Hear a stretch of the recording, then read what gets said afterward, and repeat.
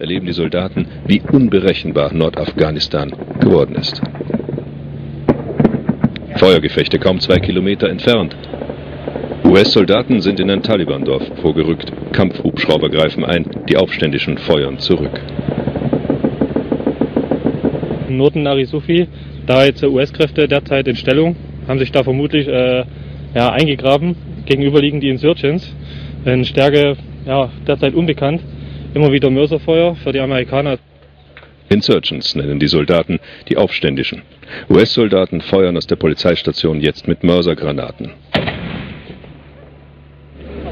Mit der Dämmerung wird es ruhiger. 24 Stunden später, wieder hören die Soldaten Gefechtslärm, Kampfflugzeuge greifen ein.